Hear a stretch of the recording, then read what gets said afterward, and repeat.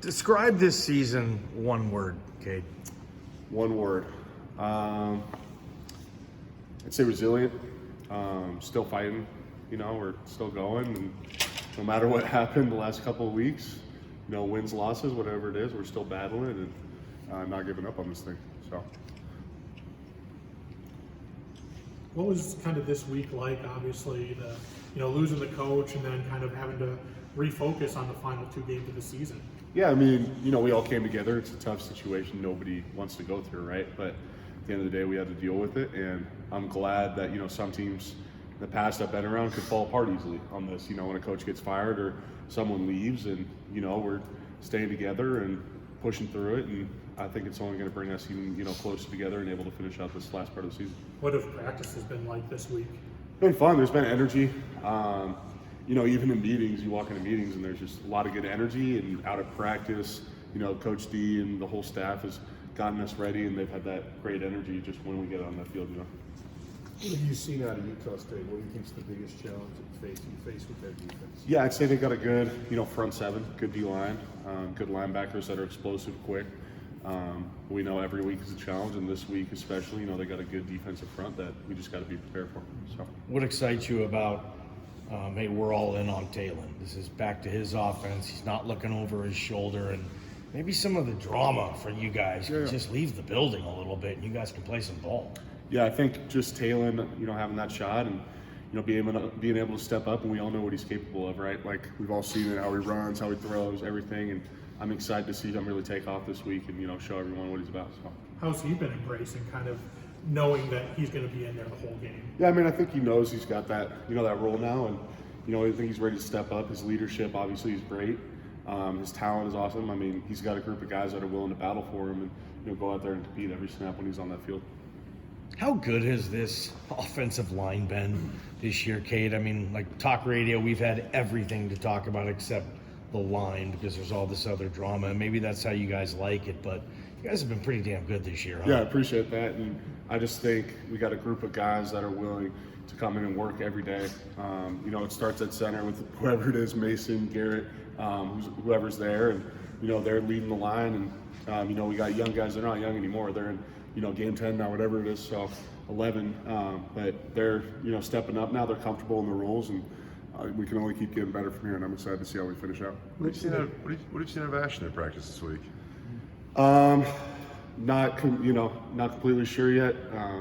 Hesitant, and we'll see what kind of happens this week. So, See the best back you've ever played with? We got George too. It's tough.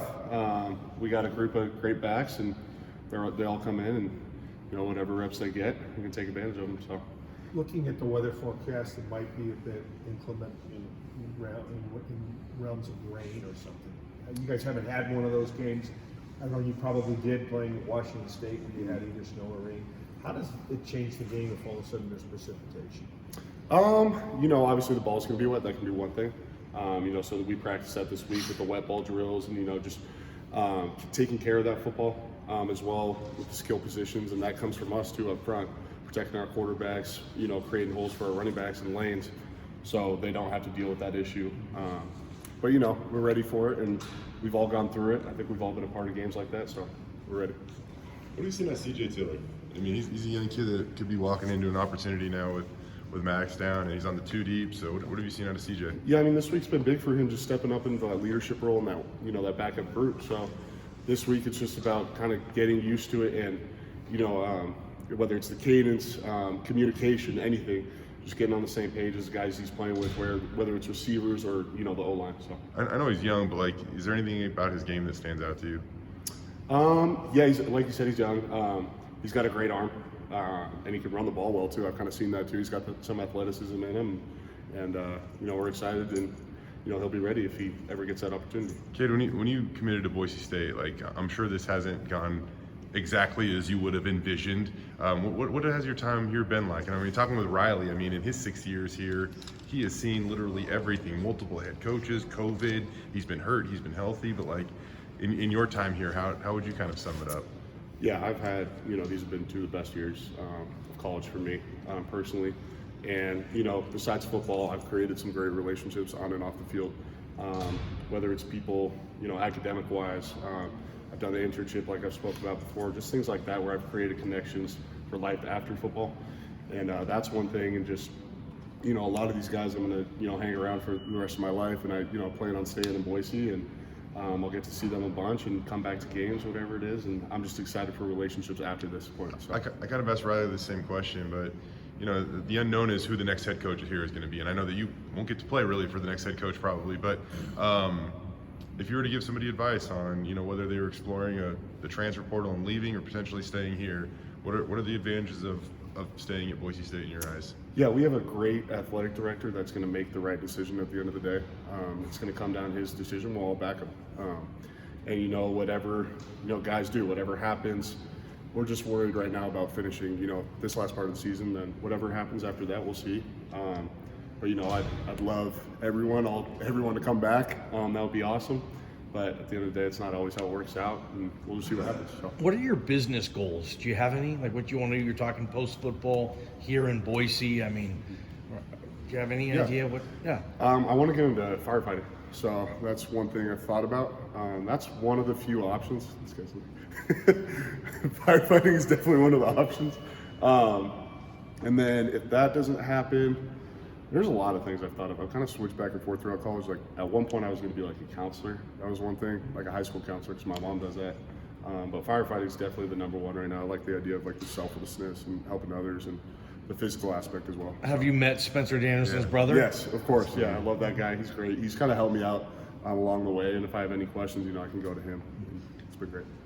How about on the other side of the offensive line, Casey, just a freshman? What I wish I could have asked a second. I know, right? Here. But what do you think about his potential and how far he's came this year? Yeah, super athletic. I think his confidence from week one until now has just boosted a bunch. Like every week, you can tell he's playing better and better. But now that he's kind of comfortable in that role, he feels good about himself, whether it's run blocking or pass blocking. I mean, you can see just how he plays. Like he's getting more and more confident every week, and that's what you want to see out of a younger guy like that. What's his potential? I think it's really high. I mean, I think he's already, like, when I was his age, like, I was nothing like that. So, I mean, I was still, you know, backing up. I wasn't even thinking about getting in yet. So I was like, having him and stepping into that role, like, now that he's a redshirt freshman, I can't imagine what he's going to be like as a redshirt senior. It's going to be ridiculous. So. Is it the physical, or is it the mental, or like what is it that separates him? Yeah, I'd say he's a very smart player. He's gotten more and more physical just as he's gotten more confident. And you can see, like, this year, I think, it was almost at the beginning of the year, like in fall camp, he was a little hesitant on some things, right? And then as we got into the season, as we went from game one to game two, it just kept getting better. Whether it was like knowing the playbook or just knowing our week's opponent, like finding out small things about them, small details, and applying them to the game. So, Thanks, Cade. yeah, Great stuff. no problem.